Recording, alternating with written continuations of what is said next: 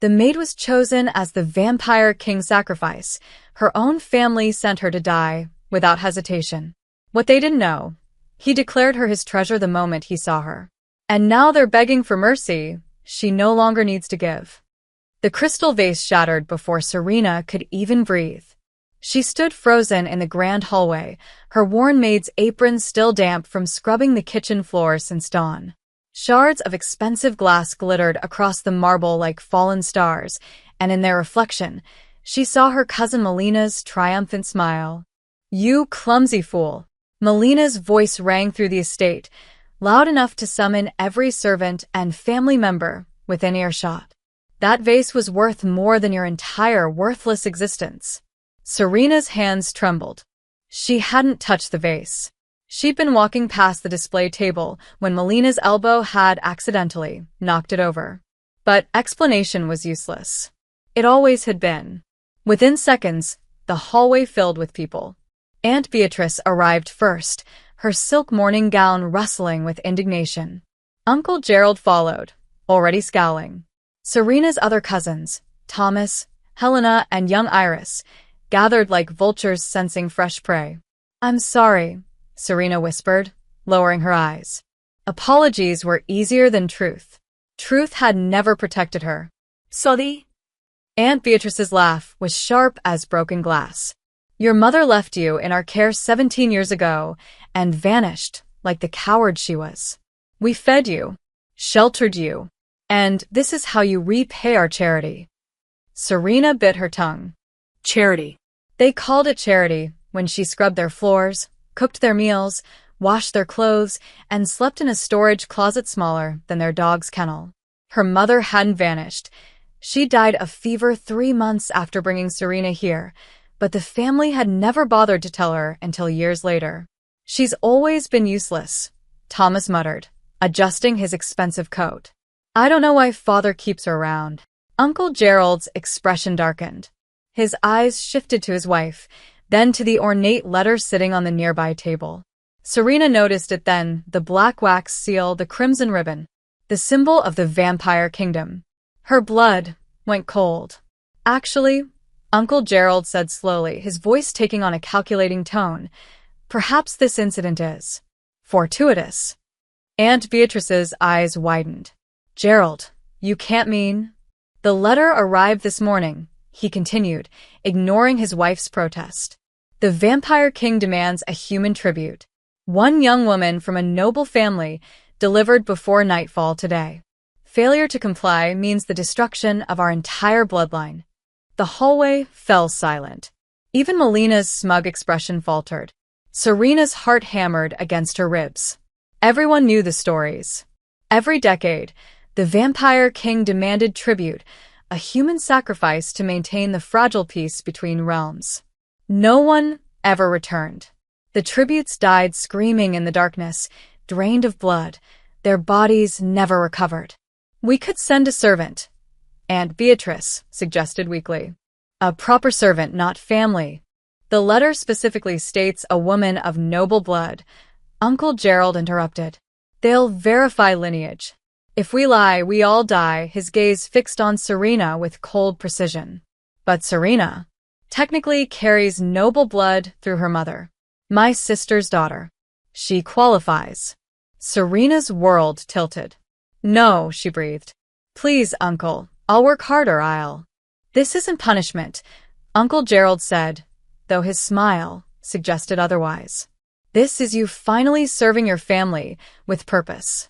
You'll save us all. Isn't that what you want? To be useful?"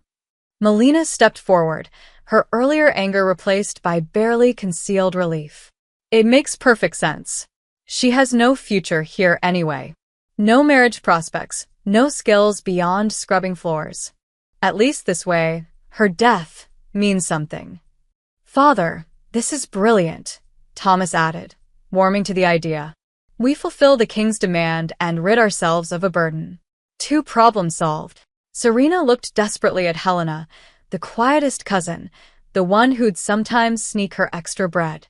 But Helena turned away, guilt flickering across her face before disappearing behind a mask of indifference. "It's decided," Uncle Gerald announced, clapping his hands once. Serena will be our tribute. We'll prepare her immediately. The vampire escort arrives at sunset. That's only 6 hours. Serena's voice cracked. I don't even get time to. Time for what? Aunt Beatrice snapped, recovering her composure. Goodbyes? You have no friends. Packing? You own nothing. This is not a negotiation, girl. You are saving this family from annihilation. Show some gratitude. Gratitude. They wanted gratitude for sending her to die. 2 servants grabbed Serena's arms before she could protest further. She didn't fight. Fighting had never helped. They dragged her down the hallway, past the portraits of relatives who'd never acknowledged her existence, toward the preparation chambers, usually reserved for daughters being sent to advantageous marriages. But this was no marriage. This was an execution with ceremony. As they pulled her around the corner, Serena caught one last glimpse of her family. Uncle Gerald was already breaking open expensive wine, celebrating. Melina laughed at something Thomas whispered. Aunt Beatrice clutched the vampire's letter like a pardon from death. Not one of them looked sad. Not one of them looked back. In that moment, Serena realized the truth she'd spent 17 years avoiding. She had never been family. She had been convenient, a free servant, a scapegoat, and now, a sacrifice they could offer without guilt. The servants shoved her into a bathing chamber, stripping away her filthy maid's uniform without gentleness or care. Cold water splashed over her skin as they scrubbed her raw, washing away the grime of years of servitude. Through the small window, Serena watched the sun begin its descent toward the horizon. 6 hours until sunset. 6 hours until she walked into the vampire realm and died screaming in the dark. Unless. A strange calm settled over her as they toweled her dry and brought out the white tribute dress. It was simple, almost wedding-like, designed to make the sacrifice look pure and willing. What if death in the vampire realm was better than life here? What if the monster waiting in the darkness showed more humanity than the family who'd raised her? Serena let them dress her without resistance, her mind already miles away, already walking through gates she'd only heard about in nightmares. She had nothing to lose now. No home, no family, no future in this world. Perhaps the vampire king would be quick. Perhaps he'd grant her the mercy her own blood had never shown. As they clasped the final button of her white dress, Serena made a silent vow. She would walk into that realm with her head high. She would not cry. She would not beg. She would not give her family the satisfaction of seeing her broken. They wanted to throw her away. Fine. But she would not go as their victim. She would go as herself, and whatever happened next would be better than another day in this house of cruelty disguised as kindness. The sun continued its descent, and Serena's old life began to die. The white dress felt like a burial shroud. Serena stood in the entrance hall, surrounded by her family who had gathered not to mourn, but to witness, to ensure she actually left. Uncle Gerald checked his pocket watch every 30 seconds, his face twitching with barely concealed nervousness. The escort should arrive any moment, he muttered. The letter said sunset precisely. We cannot be late. Aunt Beatrice circled Serena like a vulture inspecting carrion. She tugged at the dress, adjusted the simple ribbon in Serena's hair, treating her like a package that needed proper presentation. At least try to look dignified, Beatrice hissed. If you embarrass us even in death, I swear. Mother, she's going to die anyway, Melina interrupted, examining her own reflection in a nearby mirror. Does it really matter how she looks? She turned to Serena with mock sympathy. Though I suppose you should be grateful. You'll finally be the center of attention. Isn't that nice? Thomas snorted. For about 5 minutes before the vampire king drains her dry. I heard they don't just drink your blood, Helena added quietly, speaking for the first time. I heard they consume your memories too. Every moment of your life, devoured until nothing remains. Not even a ghost. Helena. Aunt Beatrice snapped. Don't be morbid. But Helena's words sent ice through Serena's veins. To have not just her life taken, but her very existence erased? Every memory, every moment, even the painful ones, consumed as if she'd never existed at all. Young Iris, only 12, tugged on her mother's sleeve. Will Serena haunt us? If she dies angry? Don't be ridiculous, Uncle Gerald barked. There's nothing to haunt. Vampires leave nothing behind. A horn sounded outside, deep, resonant, inhuman. The entire family flinched. Even Uncle Gerald's confident mask cracked for just a moment, revealing the terror underneath. They were safe only because they were sending Serena to die in their place. The massive oak doors swung open without anyone touching them. Two figures stood in the doorway, silhouetted against the dying sunlight. They wore black armor that seemed to absorb light rather than reflect it, and their faces were hidden behind helmets carved to resemble screaming skulls.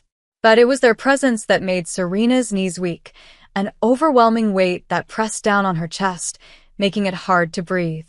Vampire Knights. The tribute. One spoke, his voice like gravel scraping over bone. Present her now. Uncle Gerald practically shoved Serena forward.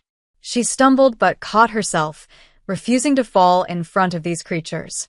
The knights' helmets turned toward her in perfect unison, and though she couldn't see their eyes, she felt their gaze pierce through her skin. This is Serena, Uncle Gerald announced, his voice too loud, too eager. Noble blood through my sister. Pure, untouched, and offered willingly to His Majesty the Vampire King. Willingly. The second knight's tone suggested amusement. How noble. Melina giggled nervously. Thomas shifted behind his father. Even Aunt Beatrice had gone pale. One knight approached Serena, close enough that she could see the strange engravings on his armor, symbols that seemed to writhe and move when she wasn't looking directly at them. He tilted his head, studying her. She's terrified, he observed. They all are. Yet you claim she offers herself willingly. She understands her duty, Uncle Gerald said quickly. Don't you, Serena? Tell them. All eyes turned to her. Her family watched with desperate expectation. The knights waited with patient curiosity. This was her moment to scream, to refuse, to beg for mercy. Instead, Serena lifted her chin and met the knight's hidden gaze directly. I have nothing to be willing about, she said, her voice stronger than she expected. I was chosen, not asked. But I'll walk through your gates on my own feet. She glanced back at her family, at their expensive clothes and comfortable lives purchased with her suffering. There's nothing for me here, anyway. Uncle Gerald's face reddened. Aunt Beatrice gasped. But the knights. They laughed. It was a terrible sound, like wind through a graveyard, but it was laughter nonetheless. Honest, the first knight said. How refreshing. He gestured toward the carriage waiting outside, a black coach pulled by horses with eyes that glowed like embers. Come tribut. Your new life awaits. You mean her death, Thomas muttered. The knight's helmet snapped toward Thomas with predatory speed. Perhaps. Perhaps not. That is for the king to decide, he returned his attention to Serena. But at least she'll face it with truth on her tongue. More than can be said for this house of liars. Serena walked toward the door, her white dress trailing behind her like a ghost. She didn't look back, didn't say goodbye. There was no one to say goodbye to. Wait. Iris suddenly broke free from her mother's grip, running forward with something clutched in her small hand. She pressed it into Serena's palm, a simple ribbon, worn and faded. You gave this to me once. When I was sad. Maybe it'll help. It was the only kindness Serena had received in years. Thank you, she whispered. Then the knights escorted her into the carriage, and the door slammed shut with the finality of a coffin closing. Through the dark window, Serena watched her family's estate grow smaller and smaller as the unnatural horses galloped faster than any earthly creature could. The sun touched the horizon, bleeding red across the sky. And Serena left behind the only world she'd ever known, heading toward one that promised only darkness and death. But as the estate disappeared completely from view, Serena felt something unexpected bloom in her chest. Relief. Whatever waited in the vampire realm, At least it would be honest about wanting to destroy her. The carriage traveled through the night at an impossible speed. Serena gripped the leather seat as the world outside became a blur of darkness and twisted trees. The knights sat across from her in perfect stillness, their presence suffocating in the enclosed space. She tried counting her breaths to stay calm, but lost track after the 100th. Hours passed, or maybe minutes. Time felt wrong here, stretched and compressed simultaneously. When the carriage finally slowed, dawn was breaking, but not the dawn Serena knew. This light was gray and cold, filtering through a perpetual mist that clung to everything like a burial shroud. "We've arrived at the border," one knight announced. The carriage door opened, and Serena stepped out onto ground that felt wrong beneath her feet. The earth here was darker, almost black, and nothing green grew. Ahead loomed a massive fortress carved from obsidian stone, its walls stretching so high they disappeared into the mist. And the gates. They were enormous, forged from metal that seemed to absorb light, covered in symbols that hurt to look at directly. Dried blood stained the ground before them. Old offerings, old deaths. "How many?" Serena asked quietly. "How many tributes before me?" The knights exchanged glances. The first one spoke. "In the last century? 43. And how many survived?" "None." The word hung in the air like an execution sentence. 43 young women had stood exactly where Serena stood now, had walked through these gates, and never returned. Not one. Not ever. Most lasted less than an hour, the second knight added, almost conversationally. "The king's hunger is intense." The longest record was 3 days, but she went mad from terror before he even touched her. Died screaming at shadows. "Why are you telling me this?" Serena's voice shook despite her efforts to control it. "Because you asked," the first knight said simply. "And because lies serve no purpose here. The vampire realm is honest, girl. It will kill you, yes, but it won't pretend to love you first." The words struck something deep in Serena's chest. Her family had pretended for 17 years. They'd called their cruelty discipline and their neglect character building. They'd smiled while destroying her. At least here, the monster would show its fangs. "I'm ready," she said, surprised to find she meant it. The knights led her toward the gates. As they approached, Serena noticed something that made her stomach turn. Scratches on the metal, fingernail marks where previous tributes had clawed desperately, trying to escape back to the human world. They'd run. They'd begged. They'd fought at the end. Serena wondered if she would too, when the moment came.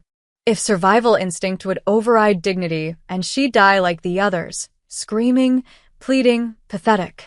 One knight placed his gauntlet hand on the gate. The symbols flared with sickly red light, and the massive doors began to open with a groan that sounded almost like a human scream. Beyond lay darkness, so complete it seemed solid. And the smell, copper and roses, sweet rot, and something else. Something that made every instinct scream at Serena to run. "One step through," the knight said, "and there's no return. The gate's close behind you. You'll walk alone through the shadow path to the palace. If you survive the walk, you'll meet the king. If..." Serena's mouth went dry. The path itself is hungry. It feeds on fear. The last tribute made it only halfway before the shadows consumed her. "We found her body drained of blood, but the king never touched her. The realm itself sometimes claims the offerings before they arrive." This wasn't in any of the stories.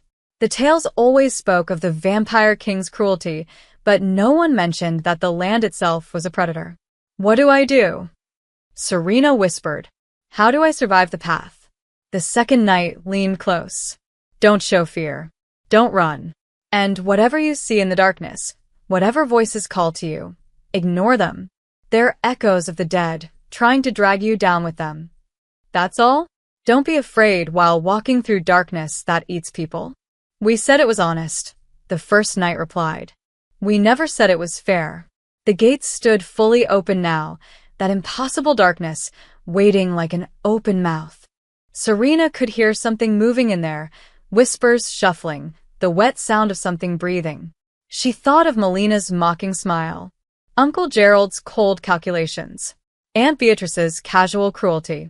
17 years of being invisible, disposable, worthless. What was one more horror compared to that? Serena gathered the white dress in her hands and stepped toward the threshold. The knights didn't stop her, didn't wish her luck. They simply watched as she approached the boundary between worlds. At the edge, Serena paused. Turn back one last time. If I do die, she said, and if ghosts are real, I won't haunt my family. They're not worth the effort. Then she stepped into the darkness. The gates slammed shut behind her with a sound like bones breaking. And the shadow path came alive. Whispers erupted from every direction, voices of the 43 who died before her, screaming warnings, begging for help, calling her name though they'd never met her. The darkness pressed against her skin like cold hands, searching for weakness, for fear to feed upon. Serena forced herself to walk forward, one step at a time, even as shapes moved at the edge of her vision. Even as something wet dripped on her shoulder from above. Even as the voices grew louder, more desperate. Don't show fear, she repeated like a prayer. Don't run. But the path seemed endless, and the darkness was so hungry. And somewhere ahead, the vampire king waited. The darkness finally released her. Serena stumbled forward, and suddenly there was light. Cold, blue light from crystals embedded in towering pillars of black stone. She had emerged into a throne hall so vast the ceiling disappeared into shadow. The air tasted of metal and ancient dust. And blood. Always blood. Her white dress was no longer white. The shadow path had left its mark, dark stains that looked like grasping handprints, and her arms bore scratches she didn't remember receiving. But she was alive. She had survived what 43 others had not. Kneel. The voice came from everywhere and nowhere, resonating in her bones. Serena's knees buckled instinctively, hitting the cold floor before her mind could process the command. Her heart hammered as footsteps echoed through the vast chamber. Then she saw him. The vampire king emerged from the shadows like a nightmare taking form. He was tall, impossibly so, wrapped in black armor that seemed forged from darkness itself. His face was pale as moonlight, beautiful in the way a blade is beautiful, sharp, dangerous, mesmerizing. Silver hair fell past his shoulders and his eyes. His eyes were crimson, glowing with an inhuman light that pinned her in place more effectively than chains. King Kale, the immortal predator who had ruled the vampire realm for over 1,000 years, who had consumed countless tributes, whose very name made hardened soldiers weep. He stopped 10 feet away, studying her with the detached interest of someone examining an insect. You survived the path, he said, his voice deep and cold. How unexpected. Most don't make it past the first 100 steps. Serena kept her eyes down, her body trembling despite her determination not to show fear. I had nowhere else to go. A pause. Then something that might have been amusement colored his tone. Honest. How? Refreshing, he moved closer, circling her like a predator. Look at me, tribute. She forced herself to raise her eyes. Meeting his gaze felt like staring into an abyss that stared back with hunger. But she didn't look away. My name is Serena, she said quietly. Not tribute. The entire hall seemed to hold its breath. From the shadows, she heard gasps. Other vampires watching, hidden courtiers witnessing her audacity. Kale's expression didn't change, but something flickered in those crimson eyes. You know what happens to tributes who speak out of turn. They die, Serena's voice steadied. But I was sent here to die anyway. At least this way, I die as myself. For a long moment, Kale simply stared at her. Then he moved with speed that left after images, suddenly crouching before her, his face inches from hers. His hand shot out, gripping her chin with fingers cold as ice. You smell of suffering, he murmured, inhaling deeply. Years of it. Pain inflicted by those who should have protected you, his eyes narrowed. And your blood. He froze. The change was instantaneous and dramatic. Kale's entire body went rigid, his eyes widening with something that looked impossibly like shock. His grip on her chin loosened, and he pulled back as if she'd burned him. "What is this?" he whispered, more to himself than to her. "Your Majesty?" A voice called from the shadows. A female vampire emerged, beautiful and deadly, dressed in crimson silk. "Is something wrong with the tribute?" Kale didn't respond. He was staring at Serena with an expression she couldn't read, confusion, suspicion, and something else. Something almost like Recognition. He reached for her hand. Serena flinched, but didn't pull away as his cold fingers wrapped around her wrist. She felt his thumb press against her pulse point, and his eyes closed as if listening to something only he could hear. The silence stretched unbearably. Then Kale's eyes snapped open. "Everyone out." "My lord." The female vampire stepped forward. "The tribute ceremony requires witnesses." out. The word reverberated through the hall like thunder. Power rolled off Kale in waves that made the crystal lights flicker and crack. "Everyone leaves." Now. The hidden vampires fled without argument, vanishing into the shadows with supernatural speed. Within seconds, the vast throne hall was empty except for Serena and the king. Kale released her wrist and stood, pacing away from her with agitation she hadn't expected. For a creature who should have been calm, collected, predatory, he looked almost Disturbed. "Your blood is wrong," he said finally, his back to her. "Not spoiled. Not diseased. But wrong in a way I've never encountered in 1,000 years." Serena's fear shifted to confusion. "I don't understand." "Neither do I." Kale turned back to face her, and his expression had hardened into something unreadable. "You were sent as a sacrifice. I should drain you now. It's tradition. It's expected. It's what I've done 43 times before." "Then do it," Serena said, surprised by her own calmness. "I've been waiting to die since yesterday morning." "I can't." The two words hung in the air like an impossible confession. "What?" Serena breathed. Kale moved closer again, and this time there was something almost desperate in his movements. "Your blood calls to something ancient in me. Something I thought long dead. If I drain you," he stopped, his jaw clenching. "If I kill you, something vital will be lost. Something I can't even name, but somehow need." "That doesn't make sense." "No," he agreed.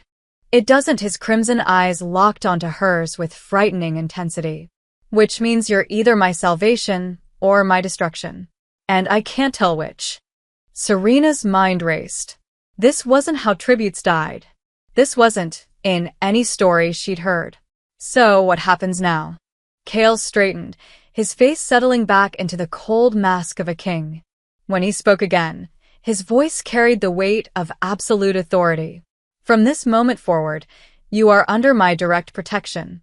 No vampire in this realm may touch you, feed from you, or harm you in any way." He paused, then added words that would change everything. "You are no longer a tribute. Then what am I?" His answer was soft but absolute. "Mine." Serena woke to silk sheets and confusion. The last thing she remembered was Kale's declaration, "You are mine," before exhaustion had crashed over her like a wave. He'd caught her as she collapsed, and then nothing.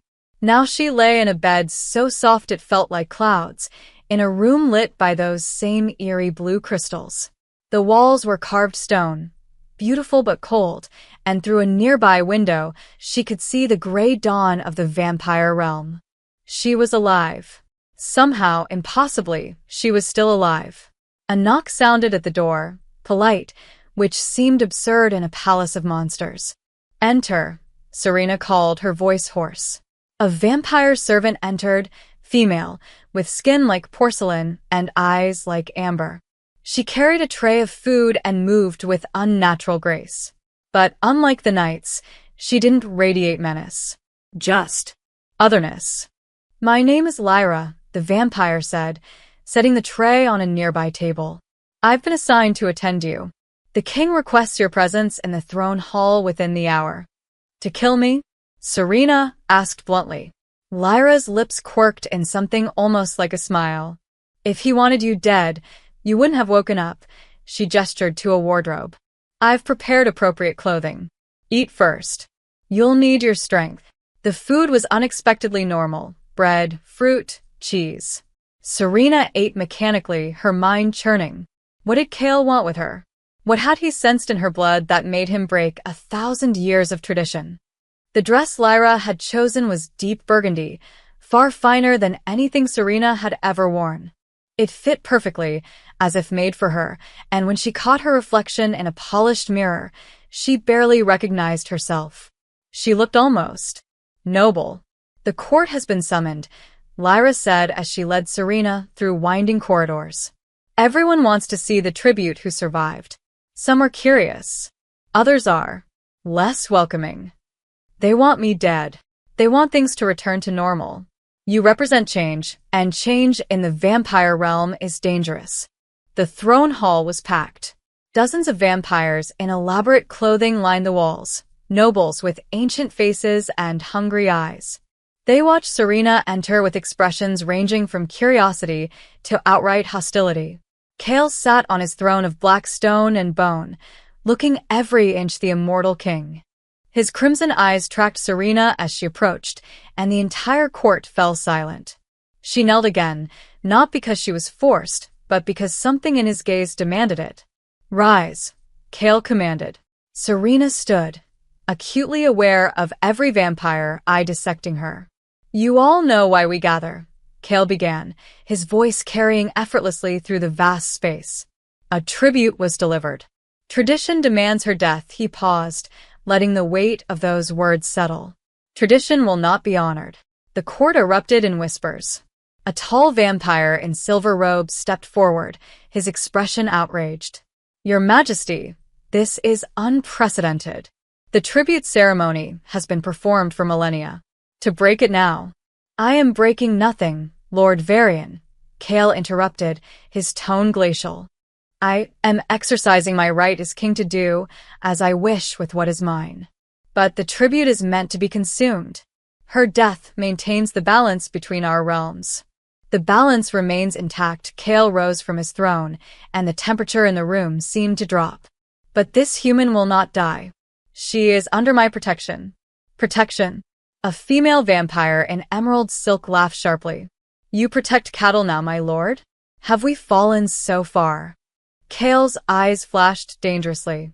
Mind your tongue, Lady Isara, or I'll remove it. The threats silenced the mockery, but the tension remained thick as blood. Varian pressed forward. At least tell us why. What makes this human different from the 43 before her? Kale descended the throne step slowly, deliberately, until he stood beside Serena. She felt the cold radiating from him, the barely contained power. Because, he said, his voice soft but carrying absolute authority, she is my treasure. The word hit the court like a physical blow. Several vampires actually gasped. Lyra, standing near the entrance, closed her eyes as if in pain. Treasure? Varian repeated, his voice hollow with shock. You heard correctly. Kale's hand moved to Serena's shoulder, not grabbing but claiming. From this moment, Serena is declared the king's treasure. She holds a status above nobles, above advisors, below only me. Any who touch her without permission forfeit their existence. Any who threaten her threaten me directly. Serena's mind spun. Treasure. In vampire culture, she vaguely remembered from old stories, treasure was a sacred term. It meant something precious beyond measure, something to be hoarded and protected at all costs. This is madness, Lady Isara hissed. She's human, fragile. She'll die in a decade regardless. Then I will have her for a decade. Kale's crimson eyes swept the court, daring anyone to challenge him further. This is not a discussion. This is a declaration. Serena is mine, my treasure, my decision, and my word is law. The silence that followed was deafening. Varian bowed stiffly. As you command, Your Majesty. One by one, the other nobles followed suit, though many looked mutinous. Serena felt their hatred like ice against her skin. She'd survived the king only to make enemies of his entire court. As the nobles filed out, shooting venomous glances her way, Lyra approached and whispered, "You need to understand what just happened. The king hasn't declared anything treasure in over 5 centuries. The last was a magical artifact that could destroy armies. Before that, an ancient text of power." She paused, her amber eyes worried. "He just declared you more valuable than either. Every vampire in this realm now sees you as either an opportunity or a threat." "What am I really?" Serena asked quietly. Lyra glanced at Kale, who stood watching from his throne, then back at Serena. "I don't think even he knows yet. And that terrifies us all." The guest quarters were more luxurious than any room Serena had ever imagined. Crystal chandeliers cast dancing light across walls draped in deep purple silk. The bed was enormous, carved from dark wood and piled with pillows. A bathing chamber connected to the main room, complete with a pool-sized tub of heated water. It was a room fit for royalty. It was also a cage. "The enchantments are for your protection," Lyra explained, gesturing to the shimmering barrier barely visible across the doorway. "Nothing can cross this threshold without the king's permission. Not even other nobles." "So I'm a prisoner," Serena said flatly. "You're alive," Lyra corrected gently. "In this palace, that makes you luckier than you realize." She moved toward the door, then hesitated. "Lady Isara has already tried to bribe 3 servants to poison your food. Lord Varian suggested to others that you're a witch who's enchanted the king. And those are just the threats I know about. Why do they hate me so much?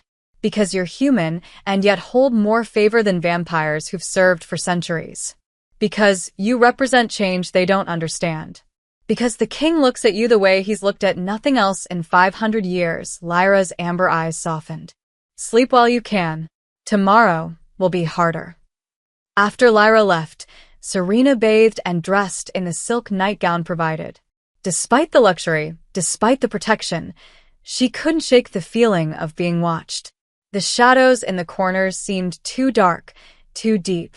She lay in the massive bed, exhaustion pulling at her bones, but sleep wouldn't come. Every sound made her flinch. Every flicker of shadow made her think of assassins testing the magical barriers. Hours passed. The castle settled into an eerie quiet broken only by distant sounds, footsteps that moved too quickly to be human, voices speaking in languages she didn't recognize, and once, a scream that cut off abruptly. Then she heard it, a low humming that seemed to come from the walls themselves. The enchantment barrier flickered, and Serena's heart lurched. Something was testing the magic. She sat up, clutching the blankets, as shadows gathered near the doorway. They pressed against the shimmering barrier like smoke against glass, searching for weaknesses. One shadow extended a hand, clawed, skeletal, and touched the enchantment. Sparks exploded. The shadow recoiled with a hiss that sounded almost pleased. "Strong," a voice whispered from the darkness. "But not unbreakable." "Go away," Serena called out, hating how her voice shook. Laughter answered her. Multiple voices, surrounding the room. The king's new pet. So bold in the throne hall. So frightened now. "I'm not afraid of you." Liar, more shadows gathered, pressing closer. "We can smell your fear, human. It's delicious. When the enchantments fail, and they will, we'll show you what happens to those who think themselves above their station." The barrier flickered again, weaker this time. Serena scrambled out of bed, backing toward the far wall. The shadows grew bolder, more solid, taking vaguely humanoid shapes with too many limbs and faces that wouldn't hold still. Then silence. The shadows froze. Every whisper cut off mid-word. The temperature dropped so drastically that Serena's breath misted in the air. Frost spread across the floor in intricate patterns, and the very air seemed to bow under an invisible weight. Kale materialized in the doorway. He didn't walk in. He simply appeared, as if reality bent to accommodate him. His crimson eyes blazed with fury so intense that even Serena, protected as she was, felt her knees weaken. "Leave," he said quietly.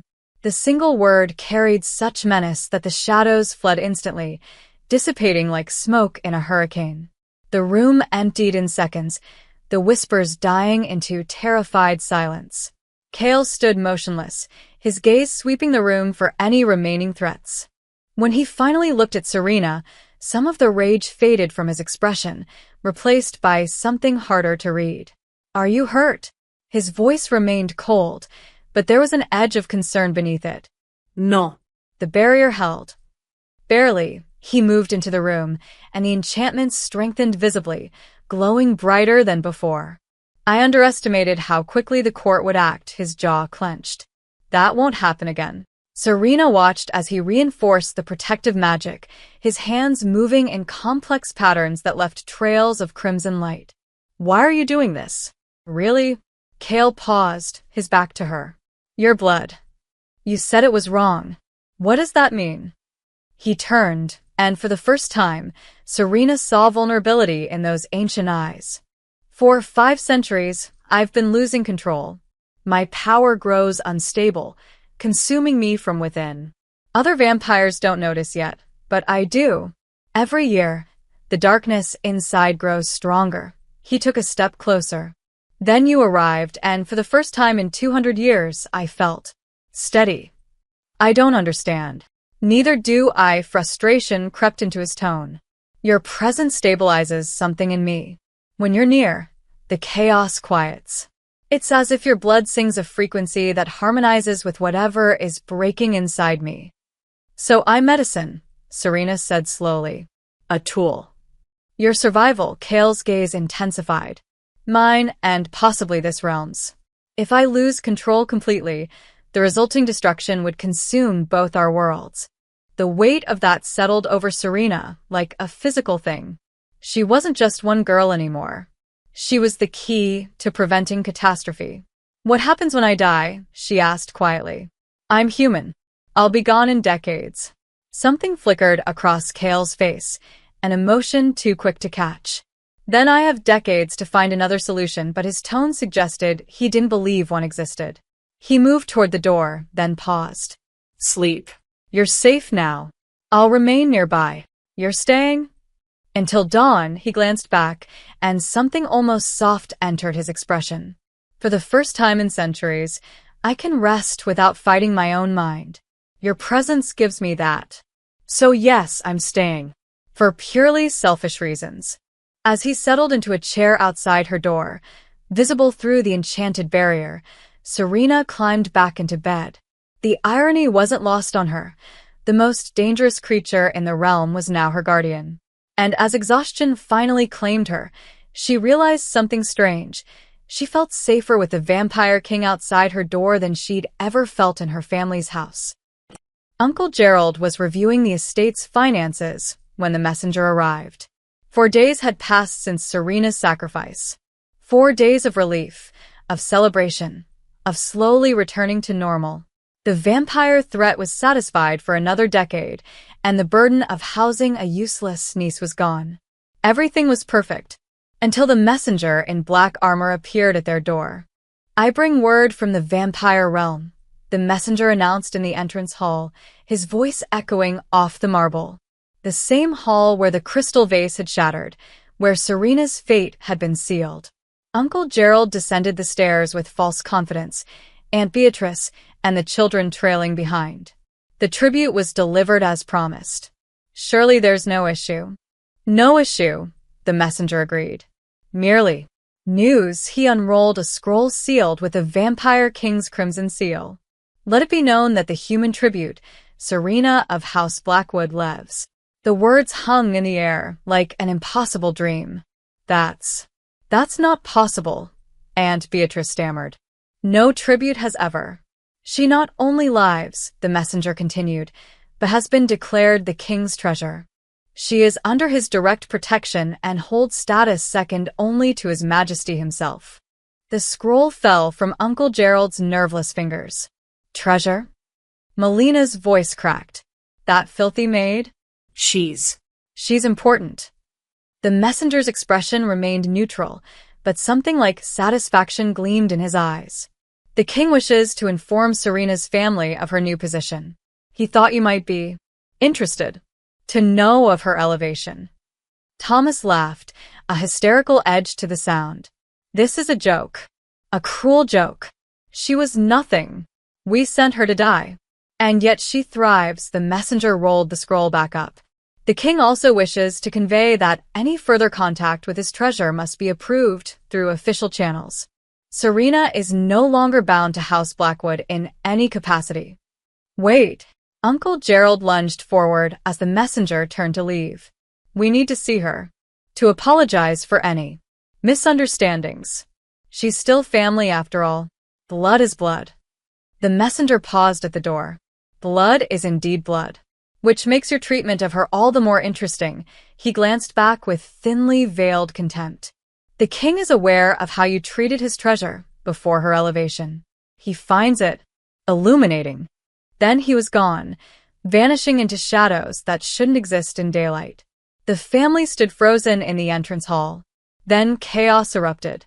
This changes everything. Uncle Gerald paced frantically. She has the Vampire King's favor.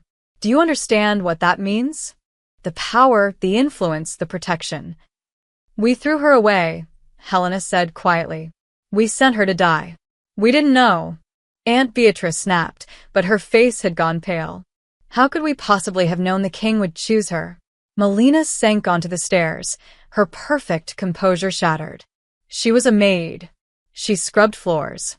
She slept in a closet. And now she couldn't even finish the sentence. Now she's more powerful than any of us, Thomas said bitterly. The joke of the family is now untouchable royalty. Uncle Gerald's mind raced. We need to repair this. Send gifts. Write letters of apology. Remind her of family bonds. She has no reason to forgive us, Helena interrupted. We were cruel to her for 17 years, then sent her to certain death without hesitation. Why would she ever forgive that? Because we're family, Aunt Beatrice insisted, but even she sounded uncertain. We told her she wasn't family, Iris said softly.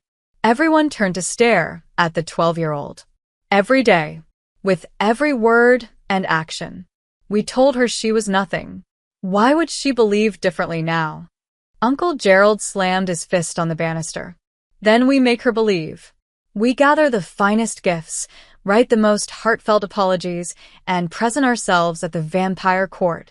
She'll see reason. She has to. And if she doesn't, Thomas asked, then we remind her what happens to those who forget where they came from, Uncle Gerald said darkly. She may have the king's favor now, but she's still just a human girl. Mortal. Vulnerable. She needs family, whether she admits it or not. Over the next 3 days, the estate transformed into a hive of frantic activity. Servants were sent to purchase expensive gifts, jewelry, silks, rare books, anything that might impress. Aunt Beatrice personally oversaw the creation of an elaborate apology letter, full of flowery language and selective memory. We always cherished you, she wrote, scratching out the 5th draft. Any harshness was meant only to prepare you for life's difficulties. We grieved deeply when you were chosen as tribute, but rejoice now in your unexpected elevation. Melina practiced tearful apologies in her mirror. Thomas rehearsed speeches about family loyalty. Even Iris was coached on what to say, though she refused to lie about the past. The gifts piled up in the entrance hall, a mountain of expensive apologies, each one reeking of desperation and greed. Will it be enough? Aunt Beatrice asked, staring at the collection. It has to be, Uncle Gerald replied. We'll leave at dawn. Present ourselves at the vampire court. Serena will see that we've changed, that we recognize our mistakes. His eyes glinted with calculation. And once we're back in her good graces, doors will open. Opportunities will arise. The Vampire King's favor, even indirectly, could make us the most powerful noble house in the region. None of them noticed Helena standing in the doorway, listening with growing disgust. None of them considered that Serena might have changed too.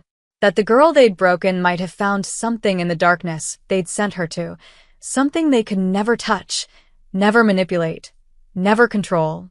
They packed their carriage with gifts and false regrets, already counting the benefits of Serena's elevation, already planning how to use her.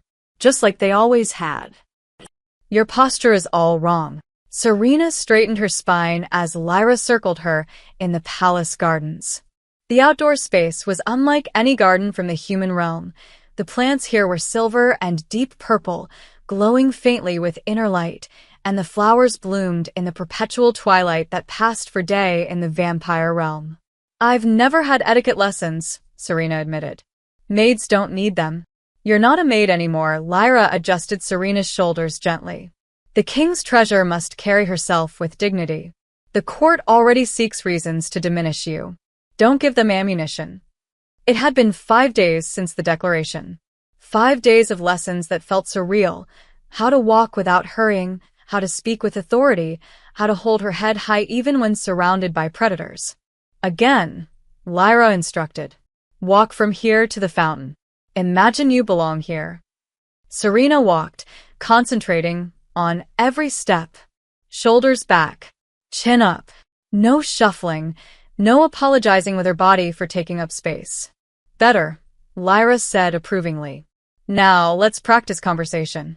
What do you say when Lord Varian insults you indirectly? I ignore him. You acknowledge his words with grace, then subtly remind him of your position. Try this. How thoughtful of you to concern yourself with my affairs, Lord Varian.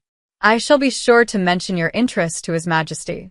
Serena repeated the phrase, stumbling over the formal language. Her tongue had been trained for, yes, my lady, and right away, sir, not for the careful dance of noble speech. You're learning quickly, Lyra observed. Most humans would still be cowering in their rooms. I spent 17 years cowering, Serena said quietly. It never made them hurt me less. At least here, people are honest about wanting me gone. A shadow crossed Lyra's face. Not everyone wants you gone. Before Serena could ask what she meant, a servant appeared with a lunch tray.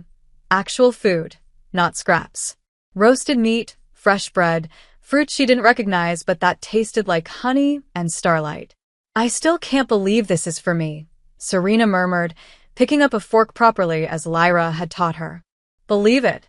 You're not fighting for scraps anymore. You're not. Worthless. Serena finished. The words still stung, even here. Years of being told something left marks that didn't fade in days. You are never worthless, a deep voice said from behind them. Both women turned to find Kale emerging from the shadow of a silver tree. He moved without sound, without warning, appearing like a ghost in his dark attire. Lyra immediately curtsied and retreated to a respectful distance. Kale approached the stone bench where Serena sat, studying her with those intense crimson eyes. You're progressing well. Lyra reports you're a quick study. I'm trying. Serena set down her fork, suddenly self-conscious under his gaze. Though I'm not sure why it matters. I'm still just. Just what? Kale interrupted, his tone sharp. Say it. Just a human. Just a maid. Just. Stop. He moved closer, and Serena fought the instinct to shrink away. That word you almost said. Worthless. They taught you that word, didn't they? Your family. Serena's throat tightened. They didn't have to teach it. I learned it through their actions. Kale was silent for a long moment, then did something unexpected. He sat beside her on the bench, not close enough to touch, but near enough that she felt the cold radiating from him. I've lived 1,000 years, he said quietly. I've seen empires rise and fall. I've known warriors, scholars, artists, and kings. And in all that time, I've learned one truth. Worth is not assigned by those too blind to see it. It simply exists. That's easy to say when you're the most powerful being in the realm. Is it? His crimson eyes held a strange sadness. I'm powerful, yes. But for 5 centuries, I've been losing myself to the darkness inside. My own court fears me. My closest advisors watch for signs that I'll finally break and destroy everything. He turned to look at her fully. Then you arrived. Fragile, mortal, supposedly worthless. And somehow, your presence does what 500 years of magic and meditation couldn't. You quiet the chaos. Serena stared at him, seeing past the predator for the first time to the person underneath. You're saying I have worth because I'm useful to you? I'm saying you have worth because you exist. The usefulness is just what allowed me to see it, he stood, gazing out over the strange garden. Your family couldn't see it because they were too small, too petty, too consumed by their own inadequacy. They needed you to be worthless so they could feel superior. The words struck something deep in Serena's chest. All those years, she'd believed their assessment of her, had internalized every criticism, every dismissal, every moment of cruelty as proof of her inadequacy. How do I stop believing them? She asked, her voice barely a whisper. Cale looked back at her, and something almost gentle entered his expression. You replace their voice with your own. Every time you think I'm worthless, you stop and ask, is that true, or is that them speaking through me? He held out his hand. Walk with me. I want to show you something. Serena hesitated, then took his hand. It was cold, unnaturally so, but the grip was steady. Safe. He led her through the gardens to a section she hadn't seen before, a grove where mirrors hung from silver branches like strange fruit. Each mirror reflected differently, showing not just physical appearance, but something deeper. These are truth mirrors, Cale explained. They show what you truly are, stripped of false beliefs and others' projections. Look. Serena approached the nearest mirror, fear tight in her chest. What if she looked and saw nothing? What if the mirrors proved her family right? But the reflection that stared back made her gasp. She saw herself, yes, but different. Stronger. The haunted look in her eyes was fading, replaced by something that might become fire. Her posture, even now, carried a dignity she'd never noticed.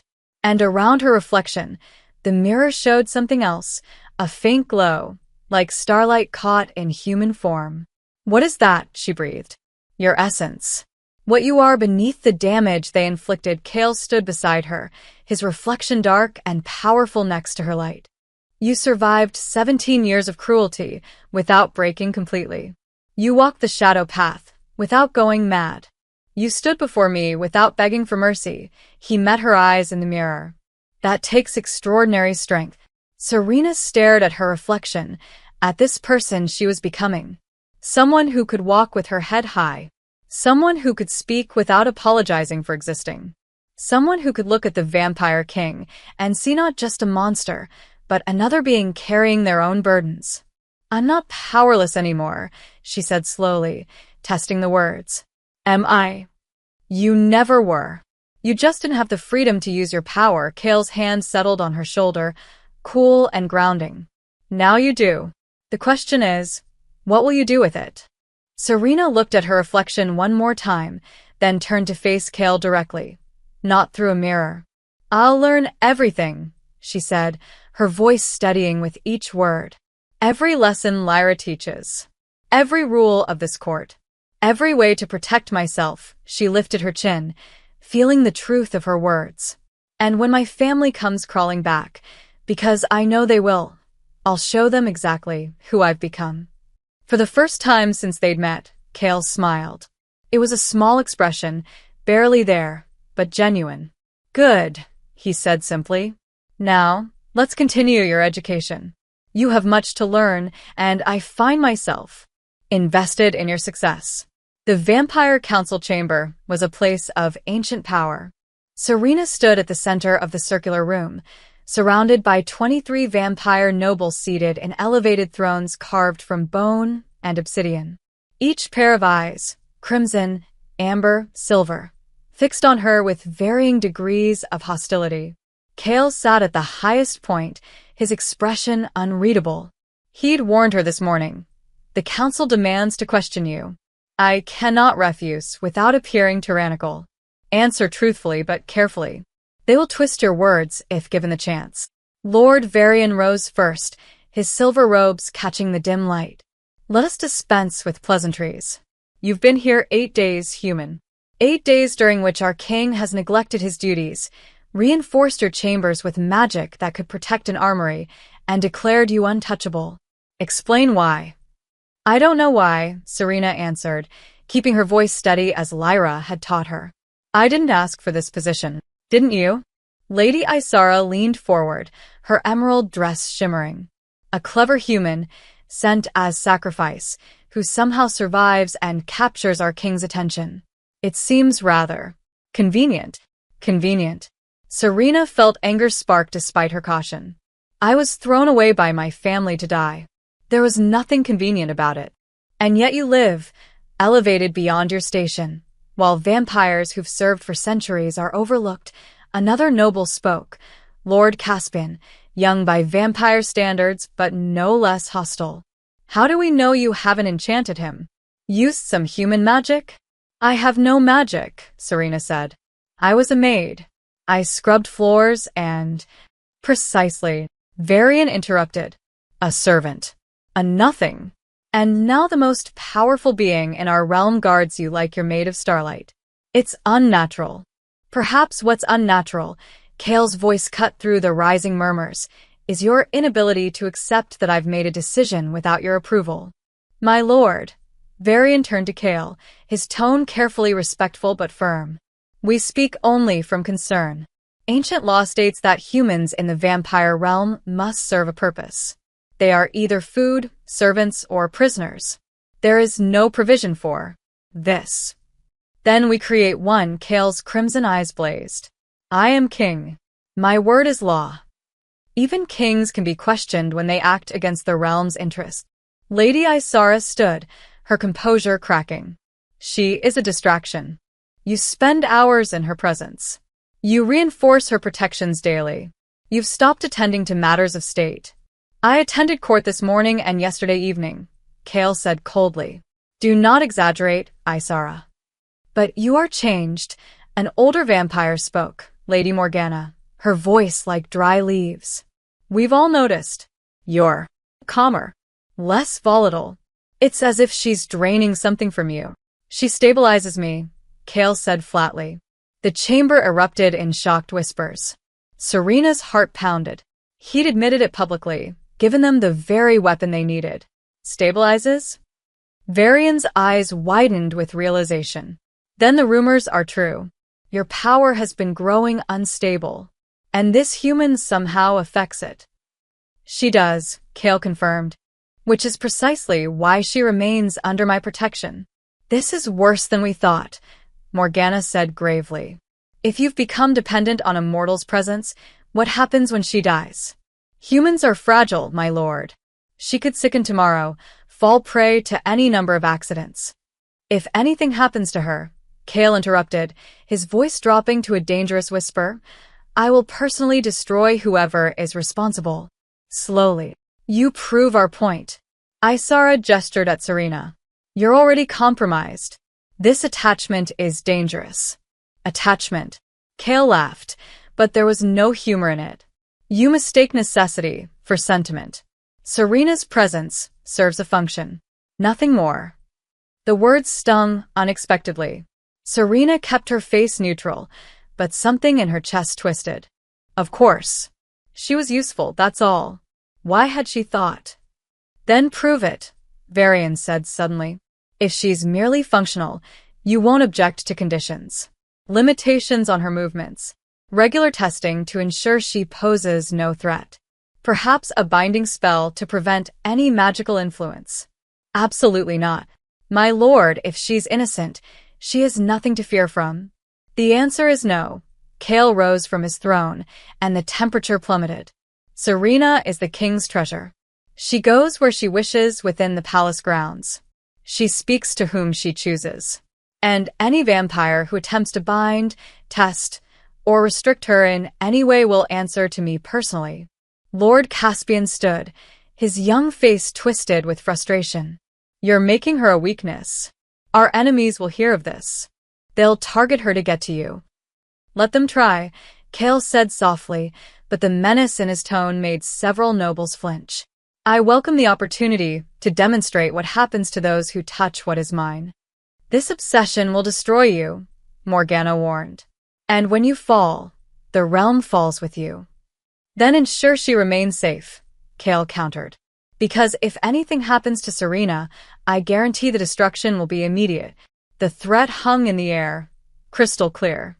The nobles exchanged glances, some frightened, others calculating. Varian spoke carefully. There is another concern. The human's family has requested an audience. They've sent gifts, letters of apology. They claim they wish to reconcile. Serena's blood turned to ice. They were here. Her family had actually come. Denied, Kale said immediately. My lord, custom dictates that family matters. I said denied. Kale's eyes found Serena's across the chamber. Unless Serena herself wishes to see them, the choice is entirely hers. Every vampire turned to stare at her. The weight of their gazes pressed down like physical things, but Serena stood straight, channeling every lesson Lyra had taught her. Her voice came out stronger than expected. I need time to consider. Take all the time you need, Kale said. But know this, he addressed the council now. Whatever Serena decides, we will honor. If she chooses to see her family, it will be on her terms, in a setting of her choosing, with full protection. If she chooses to refuse them, they will be sent away and forbidden from returning. Her word on this matter is final. Varian's expression soured. You give a human authority over noble protocols? I give Serena authority over her own life. Something she was denied in your precious human realm. Kale descended from his throne, moving to stand beside her. The gesture was clear, a king publicly aligning himself with a human against his own court. The nobles saw it. The shift in power, the unprecedented favoritism, the dangerous precedent. And their hostility crystallized into something colder, more calculated. As the council dismissed, Serena caught whispered fragments. Eliminate the problem before it grows. Accidents happen, even with protections. The king won't survive losing her, which solves both issues. Lyra appeared at her elbow as they exited, her amber eyes troubled. You've made enemies today. Powerful ones. I didn't do anything, Serena protested. You exist. For some of them, that's crime enough. Lyra glanced back at the council chamber. Be careful, Serena. The king can't watch you every moment. And some nobles have been alive for centuries. They're very patient and very creative when it comes to removing obstacles. As they walked through the shadowed corridors, Serena realized the truth. Surviving the vampire king had been the easy part. Surviving his court would be far harder. The palace gates loomed before Uncle Gerald like the jaws of a predator. He stood at the head of his family, dressed in his finest clothes, surrounded by servants carrying gifts wrapped in gold cloth. Aunt Beatrice clutched her carefully rehearsed apology letter. Melina and Thomas wore expressions of forced humility. Even young Iris had been brought along, dressed in an innocent white dress meant to evoke sympathy. Remember, Uncle Gerald whispered, we are the victims of circumstance. We regret any harshness, but we always loved her. Family is forever. The gates opened silently, and vampire guards emerged, the same knights who'd collected Serena. Their skull-faced helmets betrayed no emotion, but their posture radiated disdain. State your business, one demanded. We are House Blackwood, Uncle Gerald announced with false confidence. We've come to see our beloved niece, Serena. We've traveled far, too. The king's treasure has been informed of your presence, the knight interrupted. She will decide whether to grant you an audience. Decide. Aunt Beatrice's voice rose. We're her family. We have a right. You have no rights here. The knight's tone could have frozen fire. You will wait. They were kept standing at the gates for over an hour. No shade offered. No refreshment. Just the oppressive weight of the vampire realm pressing down on them and the knowledge that dozens of inhuman eyes watched from the shadows. Finally, the gates opened wider. But instead of being escorted into the palace, they were led to an open courtyard, a public space where vampires gathered along the walls to watch. An execution ground disguised as a meeting place. And there, standing on a raised platform, was Serena. Uncle Gerald barely recognized her. She wore a dress of deep midnight blue that probably cost more than his estate. Her hair was styled elegantly, her posture regal. But it was her eyes that shocked him. No longer downcast and afraid, they held cold assessment. Beside her stood the vampire king himself, a dark presence that made every survival instinct scream. His crimson eyes swept over the Blackwood family with obvious contempt. "You wish to see me," Serena said, her voice carrying across the courtyard. Not a question. A statement. Uncle Gerald surged forward, but vampire guards blocked his path immediately. He stopped, swallowing his anger, and forced his practiced smile. "Serena, my dear niece, We've been so worried about you. when we heard you survived, our joy knew no bounds." He gestured to the gifts. "We've brought tokens of our love and esteem to celebrate your incredible fortune." "Fortune," Serena repeated flatly. "Is that what you call it? We know there were misunderstandings in the past," and Beatrice stepped forward, clutching her letter. "But we always cared for you, Serena. You were like a daughter to us." "I scrubbed your floors," Serena interrupted, her voice cutting. "I slept in a storage closet. I ate scraps from your table. If that's how you treat daughters, I pity Helena and Melina." Melina flinched. Thomas looked away. "We were preparing you for life's hardships," Uncle Gerald insisted. "Building your character." "You were using me," Serena said simply. "Free labor with no wages, no kindness, no acknowledgement of my humanity. Don't rewrite history now that it's convenient." "We had no choice when the tribute was demanded." Aunt Beatrice's composure cracked. "What were we supposed to do? Sacrifice our own daughters?" The courtyard fell silent. Even the vampire spectators seemed shocked by the admission. Serena smiled, but there was no warmth in it. "Thank you for finally telling the truth. You valued your children and sacrificed me because I wasn't truly family. I was disposable." "That's not, we didn't mean." Uncle Gerald scrambled for words. "You meant exactly that." Cale spoke for the first time, his voice resonating with power. "You offered her to me like garbage, expecting her death would save you. Now you come crawling back because she lived and you smell opportunity." "With respect, Your Majesty," Uncle Gerald attempted a bow. "Family matters are complex. Surely Serena understands that we did what we thought best at the time." "Do you know what she told me?" Cale interrupted, "the first night she arrived? When I asked if she regretted leaving?" Uncle Gerald's confident mask slipped. "She said there was nothing to regret. That death in my realm would be better than another day in your house." Cale descended from the platform, and every vampire in the courtyard bowed. Every human cowered.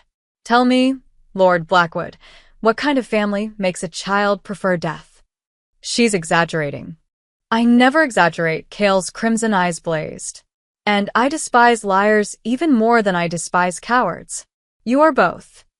"Please," Aunt Beatrice fell to her knees, all pretense abandoned. "We need her help. Our reputation is crumbling. Other nobles shun us. Our finances are suffering. If Serena would just speak favorably of us, vouch for our character." "There it is," Serena said softly. "The real reason." You don't want me. "You want what I can give you." "Is that so wrong?" Thomas suddenly shouted, his youth and frustration getting the better of him. "You owe us. We housed you, fed you." "You exploited her," Cale said coldly. "There is a difference. She's still human." Uncle Gerald's desperation made him reckless. "Still our blood. Still bound by human laws of family obligation. We demand." "You demand?" Cale's laugh was terrible. "You stand in my realm, before my throne, and make demands about what belongs to me. She's not property," Uncle Gerald argued. "She's a person with family ties that predate your claim." "She is the king's treasure," Cale said softly, dangerously. "And you will never touch her again." "Serena, what is your decision?" All eyes turned to her. Serena looked at the family that had raised her, at their expensive clothes purchased with wealth they'd saved by never paying her, at their desperate expressions now that they needed something, at young Iris, the only one who looked truly ashamed. "I forgive you," Serena said finally. Uncle Gerald's face lit up with relief. "Thank you. We knew you'd." "I forgive you," Serena continued, "because holding on to anger gives you power over me. And you don't deserve that." But forgiveness doesn't mean reconciliation, she straightened, every inch the king's treasure. You are no longer my family. You surrendered that right when you chose your comfort over my life. Go home. Rebuild your reputation yourselves. And never contact me again. Serena, please.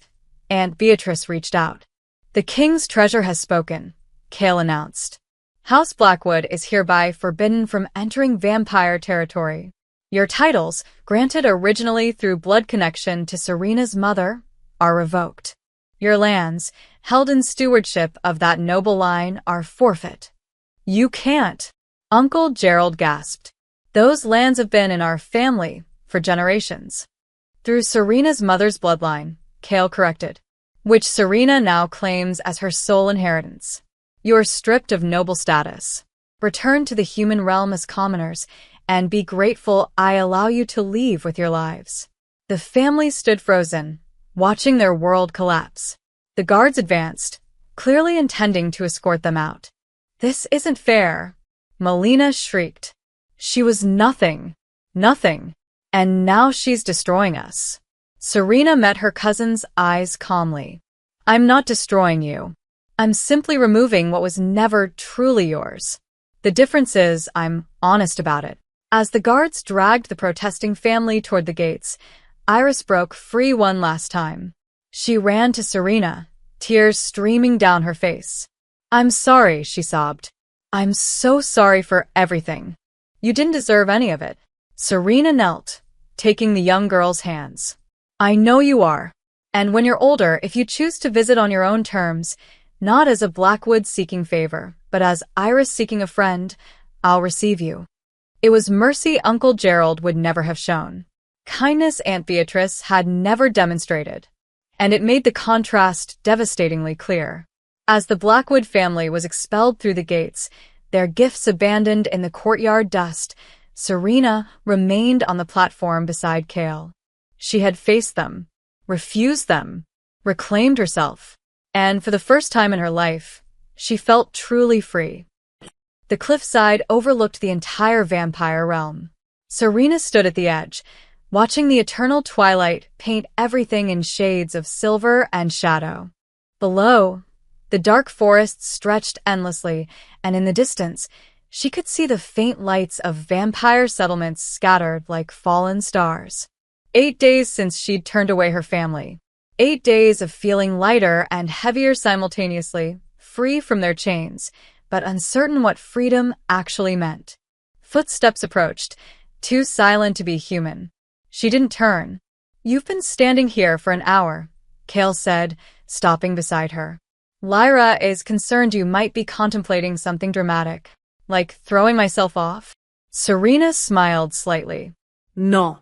I'm just thinking about what happens next. She finally looked at him, at this impossible being who'd become her unlikely protector. I refused my family, claimed my mother's inheritance, made enemies of your entire court. I've been here less than 2 weeks, and I've already changed everything. Change isn't inherently bad, isn't it? Serena gestured at the realm below. Your nobles hate me. They think I'm manipulating you. And maybe they're right, not about manipulation, but about me being a problem. You said my presence stabilizes you, but at what cost? Cale was quiet for a long moment. The wind whipped his silver hair around his pale face, and in the dim light, he looked almost human, almost vulnerable. There's something I haven't told you, he said finally, about what you are to me. Serena's heart quickened. What do you mean? For 5 centuries I've been dying, Cale said bluntly. Not physically. Vampires don't die easily. But the power that makes me king has been consuming me from within. Growing darker, more chaotic. I've hidden it well, but the truth is, I've been losing control. He turned to face her fully. In another century, maybe less, I would have gone completely mad. Destroyed everything in my path, including my own realm. And I stopped that. You delay it. Your presence calms the chaos, gives me clarity I haven't had in centuries. His crimson eyes held hers. But you're mortal, Serena. Even in the best circumstances, you have decades, not centuries. Eventually you'll age. Sicken. And when you do, I'll fall faster than before. The words settled over her like a shroud. She was a temporary solution to a permanent problem, a bandage on a wound that would never truly heal. So, what are you saying? Serena asked quietly. I'm offering you a choice. Kale reached into his coat and withdrew a small crystal vial. Inside, liquid gleamed like liquid starlight. This is transformation serum. One drop would turn you vampire. You'd have immortality, power, safety from aging or disease. He set the vial on the stone wall between them. You could remain here as an equal, not a protected human. The court would have to accept you. And I would have more time. Serena stared at the vial. Immortality. Power. Everything she'd never had, offered on a silver platter. What's the cost? She asked. Because there was always a cost. You'd lose your humanity, your warmth, the very quality that makes you able to stabilize me. Kale's expression was unreadable. The transformation might destroy what makes you useful. It's a gamble, one that benefits me but risks everything for you. Then why offer it? Because the alternative is worse. Kale looked away, toward the darkening horizon. The other option is freedom. I can send you back to the human realm, not to your family but to any place you choose. Give you wealth, protection, a new identity. You could live a normal human life, marry, have children, grow old in peace. And you? I've managed for 5 centuries without you. I'd manage however many more I have left. His jaw tightened. But I won't keep you prisoner just because you help me. That would make me no better than the family you escaped. Serena's throat constricted. He was giving her the choice no one had ever given her before, true freedom. The ability to walk away without consequences, to choose her own path without obligation or guilt. What do you want me to choose? She asked. Kale's laugh was bitter. What I want is irrelevant. This is your life, Serena. Perhaps the first decision that's truly yours to make. I won't influence it. She turned back to the view, her mind spinning. Behind her lay the vampire realm, dangerous, hostile, but honest in its threats. Ahead lay the human world, familiar, safer, but filled with people like her family. People who smiled while destroying you. Can I ask you something? Serena said. Anything. That first night, when you declared me your treasure, was it really just because I stabilized your power? Or was there something else? Kale was silent so long she thought he wouldn't answer. Then, I've lived 1,000 years. I've seen humans as food, servants, enemies, and occasionally allies. But I've never seen one look at me the way you did. With fear, yes, but also recognition. As if you understood what it meant to be trapped by your own nature. I'm trapped by being human. You're trapped by being king. Exactly, his voice softened. You saw me as a person, not just a monster. Do you know how rare that is? Serena picked up the vial, feeling its cold weight. Inside, her possible future swirled. Eternal life as a creature of darkness, or mortal freedom in a world that had shown her only cruelty. But was that fair? The human world contained monsters too. They just hid behind family names and social niceties. And the vampire realm, for all its dangers, had shown her more respect in 2 weeks than 17 years with her family ever had. I've spent my entire life having choices made for me, Serena said slowly. Where I slept, what I ate, what I wore, when I woke, when I rested. My family chose my value, which was none. They chose my fate, which was death. She set the vial back down carefully. You're offering me the first real choice I've ever had. And I realized something. She turned to face him, her decision crystallizing. Running back to the human realm isn't freedom. It's just a different cage. I'd always be looking over my shoulder, always wondering if I made the wrong choice, always half alive because I chose safety over truth. Kale's expression shifted, hope and fear warring behind his ancient eyes. I don't want to become a vampire, Serena continued. Not yet. Maybe not ever. But I don't want to leave either. She met his gaze steadily. I choose to stay. Not because you need me, though you do. Not because I'm useful, though I am, but because for the first time in my life, I'm in a place where people are honest about what they want from me, where my value isn't determined by how invisible I can make myself. You choose this realm? Kale asked, disbelief coloring his voice. Knowing the dangers? Knowing my court wants you dead? Knowing I can't protect you every moment? I choose myself, Serena corrected. And right now, myself wants to stay here. To keep learning. To keep growing stronger. To prove that I'm more than what my family believed, she smiled slightly. Besides, you're not the only one who benefits. For the first time, I have power. Real power. Not power over others, but power over my own life. I'm not ready to give that up. Kale stared at her for a long moment, then did something completely unexpected. He smiled. A genuine smile, warm despite his cold nature. You're extraordinary, he said quietly. Your family were fools. Yes, Serena agreed. They were. He offered his hand. Then stay. Not as my treasure, not as my tool, but as yourself, whatever that becomes. Serena took his hand, feeling the cold seep into her warm skin. Opposite forces, somehow balancing. Deal, she said.